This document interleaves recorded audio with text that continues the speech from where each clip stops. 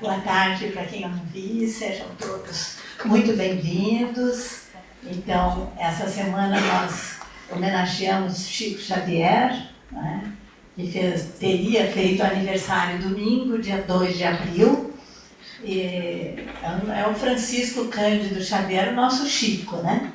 Então, é uma figura tão importante para o espiritismo, e não só para o espiritismo, para todas as pessoas que viram nele como já algumas pessoas chamaram, um homem chamado amor.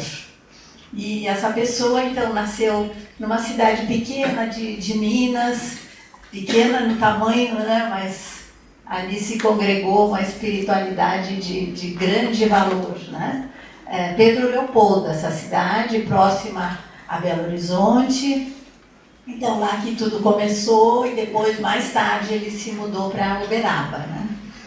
Mas a sua vida foi sempre de muito sacrifício, de muito sofrimento. Perdeu a sua mãe quando ele tinha 5 anos, e ali os sofrimentos se intensificaram, porque era uma família de 9 irmãos, e era uma família pobre. O seu pai distribuiu os filhos assim entre, enfim, parentes, né? E ele ficou com a sua madrinha, mas na verdade ela era uma pessoa muito nervosa, ela não conseguia entender a mediunidade já tão precoce, não é, do Chico, que tinha visões, ia no fundo do quintal conversar com a mãe, né, que já tinha morrido, e ela ficava muito nervosa, ela maltratava ele. Enfim, a gente tem que ter um olhar de compreensão, porque naquela época era difícil. O próprio pai do Chico pensava às vezes em interná-lo, conversava com o padre, o que eu faço, porque naquela época, ele nasceu em 1910, então isso aí deve ser nem 1920 ainda. Havia também muito preconceito com tudo isso, né? Mas enfim, aí a história melhorou, porque o seu pai casou de novo e ele ganhou uma madrasta que, na verdade, foi, como ele disse, você é o anjo que a minha mãe falou que ia mandar? Então, ela foi maravilhosa, ela tentava, pelo menos, compreender essas visões, essas falas do Chico, um mundo invisível, e então melhorou bastante a situação para ele, né? E ela, inclusive, reuniu os irmãos todos. Ela pediu para o marido que trouxesse todos os irmãos, né? E uma coisa bem surpreendente, né? E, enfim, o tempo foi se passando, e ele, na verdade, ele frequentou o grupo escolar, como se chamava naquela época, né? Apenas no curso primário. E numa cidade pequena, né? Mas a espiritualidade sabia o que estava fazendo, né? E ele, então, foi seguindo. A sua maravilhosa madrasta também morreu, e ele, lá para os 16 anos, uma das suas irmãs ficou doente, problemas espirituais, e ele foi se aproximando, né, do espiritismo. Ela fez tratamentos, ele se aproximou do tratamento, do Evangelho, do Livro dos Espíritos, enfim, começou a sua trajetória. E aí é bem interessante, porque também ele teve dificuldades nessa área. O seu primeiro livro psicografado chama-se Parnaso de Além-Túmulo. Foi um livro bem polêmico, porque ele reúne poesias de Antero de Quental, Olavo Bilac, Castro Alves, os poetas parnasianos, que eles traziam poesias assim muito elaboradas, sofisticadas, com métricas, com rimas assim bem rígidas, e causou uma polêmica enorme, como que ele, que tinha o curso primário, trazia poesias, né, desses nomes assim. Então foi realmente um grande choque para as pessoas, né? Já começou a ser processado, inclusive, apesar de ele ter doado os direitos autorais, as pessoas naquela época ficaram assim indignadas, como é que ele se arvorava em assinar, né, pelos poetas. Mas, como ele dizia, nesses livros todos, depois toda a obra, que foram mais ou menos 450 livros, os livros não são meus, são eles lá que ditam os livros, né? E ele também nos dando sempre lições, porque ele falava assim, com relação às críticas, se as críticas forem fundamentadas, então nós é que temos que melhorar e que mudar. Mas se as críticas forem infundadas, a gente deixa passar, né? Ele sempre nos deu lições bem valiosas, né? E esse livro, o Parnaso, é interessante que ele foi tese de mestrado na Unicamp. E os estudos mostraram que as poesias eram autênticas parnasianas, né? Então, foi algo assim que foi uma polêmica em vão, né? Mas interessante. É bom, assim, essa polêmica, acho que talvez tenha sido para dar um choque no início da trajetória dele de psicografia, né? Bem, aí ele, além dos livros, ele psicografava mensagens para aquelas pessoas que iam lá, aquelas mães desesperadas, pessoas com muito sofrimento, que ele acolhia, que ele tinha aquela empatia, aquele olhar assim, de já adivinhar o que a pessoa estava passando, né? Então ele realmente consolou muitas pessoas, ajudou mesmo inúmeras pessoas, né? E aí é interessante que ele, além disso, da parte toda de psicografia, ele também tinha uma mediunidade de efeitos físicos. Então, muitas distribuições de alimentos que ele fazia, os alimentos chegavam perfumados, que devia ser um grande consolo para aquelas pessoas, né, que estavam recebendo aquela ajuda e havia uma ajuda perfumada, né? Então, são as várias facetas, né, da trajetória do Chico, né? Ele recebeu visita de engenheiros da NASA que vieram, né, num determinado momento tentar entender aquela pessoa, né, que se comunicava diretamente com a espiritualidade, não precisava de foguetes, de nave espacial. Então, foi bem interessante isso também. Mas, enfim, ele foi indicado para o Prêmio Nobel da Paz, mas ele já era a própria paz, né? Depois ele recebeu o título de um canal de televisão como o maior brasileiro de todos os tempos, então já ficou tudo bem, né? Então essa trajetória dele, aí nós temos, né, os mentores dele, né? Nós temos o Emmanuel, que foi quem apareceu primeiro, que foi bem firme, porque ele dizia que ele tinha que ter disciplina, disciplina e disciplina, né? Mas vamos pensar bem, em qualquer área que a gente queira se dedicar e queira realizar bem, né, nós precisamos ter, não é? Um músico, um atleta, disciplina, né? Então, mas aí ele trouxe, o mentor trouxe um recado que ele deveria psicografar, acho que eram 10 livros, uma coisa assim, então ok, ele fez, mas aí, não, mas agora faltam só 440. Então realmente a sua era bem duro, né, a sua missão. Depois o outro mentor, que é o André Luiz, né, e que trouxe esse livro mais famoso, né, que é o Nosso Lar, que é um livro que foi até filmado, aliás, vários livros dele foram filmados e foram novelas também, né? E esse Nosso Lar também foi polêmica, né? Um livro que saiu mais ou menos na época da guerra, em 1945, por aí, e ele revelava o plano espiritual, como é a chegada dos espíritos lá, o que acontece. Então, mais ou menos tirando aquele véu, aquele mistério, e muitas pessoas não gostaram, né? Que era melhor deixar assim as coisas nebulosas, né? E traça toda a história do André Luiz, isso é bem interessante, a maioria das pessoas conhece o livro, né? Aconselho vocês a darem uma lida novamente, porque cada vez que a gente lê, a gente tem uma visão ali, tem um filme também que é interessante de ver, então isso tudo vale muito a pena, né? Aí sobre a personalidade, né? Ele era alegre, com todos os problemas de saúde que ele tinha, de visão, de coração, né?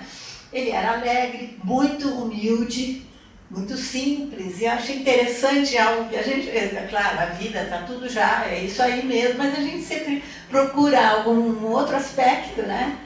Então, ele tinha, assim, muito alegria e muito bom humor. Então, ele falou para o Divaldo, uma vez que foi visitá-lo, o Divaldo Pereira Franco, né? Todo mundo conhece também, que não sabia que ele tinha casado. Aí o Divaldo, mas eu não casei? Não, claro que você casou. Aí o Divaldo pensou, como o Chico está dizendo isso? Ele fala sempre a verdade, né? Mas, claro, você não teve um problema sério de coração? Então você casou com a dona Angina. Ele também, Chico, também era casado com a dona Angina, né? Então, quer dizer, ele levava a coisa assim bem, né, com bom humor, né? E também se consta que ele, uma vez estava numa livraria em Belo Horizonte, tinha uma pessoa ali que queria muito conhecer o Chico. Então, o dono da livraria disse, aquele é o Chico. Aí a pessoa olhou, quem dera ele fosse o Chico, né? Porque achou ele tão simples, tão humilde, e ele disse assim, quem dera ele fosse o Chico. Ele não ligava, né, para essas coisas que a gente normalmente já se ofende, já toma como algo assim, né, muito pessoal, né? Ele não se ofendia, ia levando, então nos dando várias lições, né?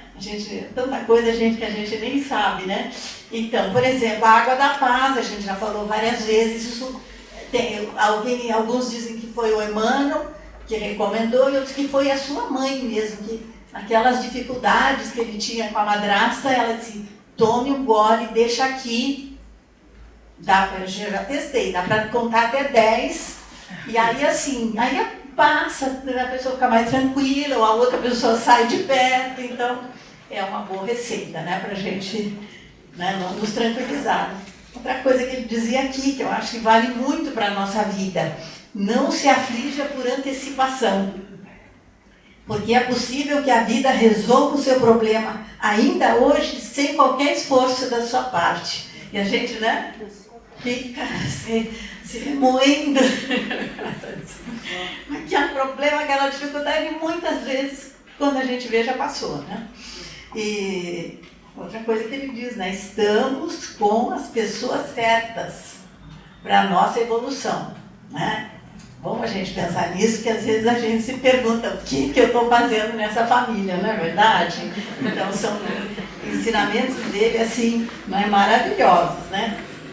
Depois a gente vai conversar mais, que nós temos aqui esse livro aqui, é de uma jornalista, eu assisti a palestra dela, Andrea Kogan.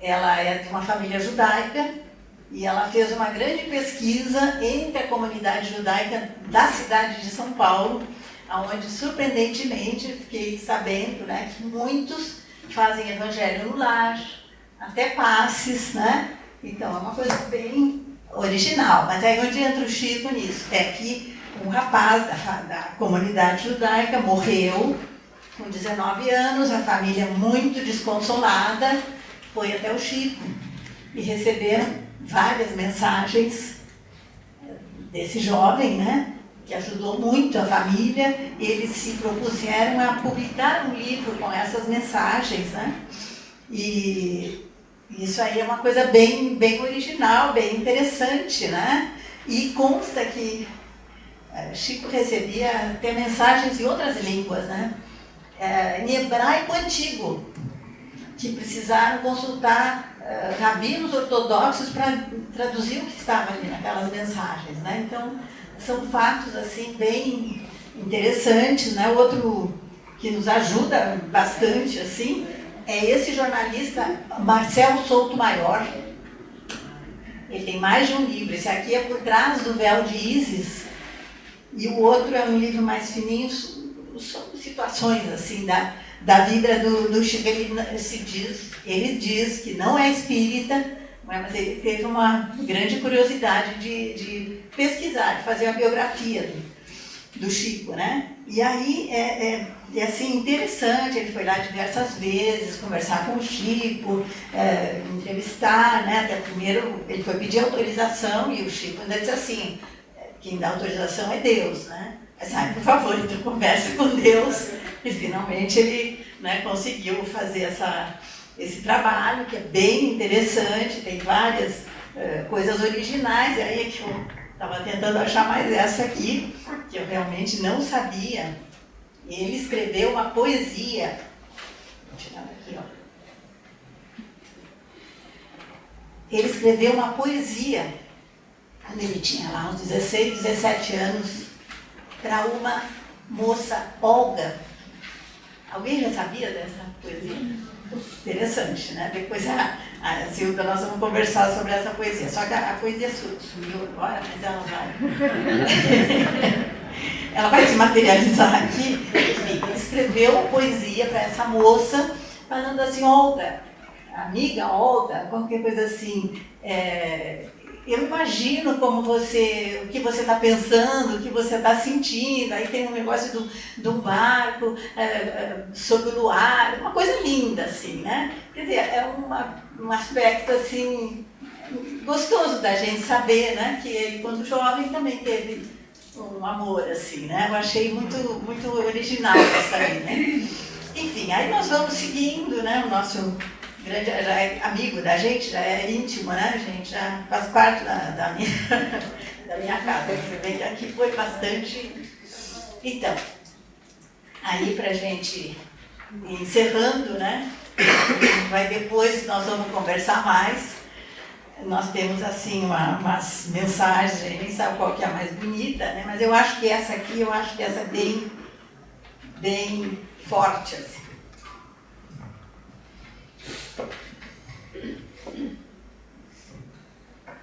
Então, essa aqui ele diz assim, ó: nasceste no lar que precisavas, vestiste o corpo físico que merecias. Moras onde melhor Deus te proporcionou de acordo com o teu adiantamento. Possuis os recursos financeiros coerentes com as tuas necessidades, nem mais, nem menos, mas o justo para as tuas lutas terrenas. Teu ambiente de trabalho é o que elegeste espontaneamente para a tua realização. Teus parentes e amigos são as almas que atraístes com a tua própria afinidade.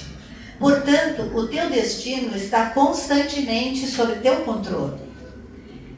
Teus pensamentos e vontades são as chaves de teus atos e atitudes, são as fontes de atração e repulsão na tua jornada.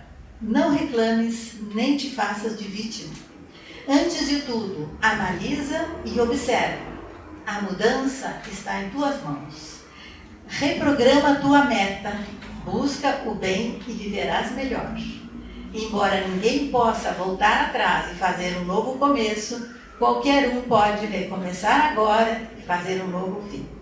Muito obrigada.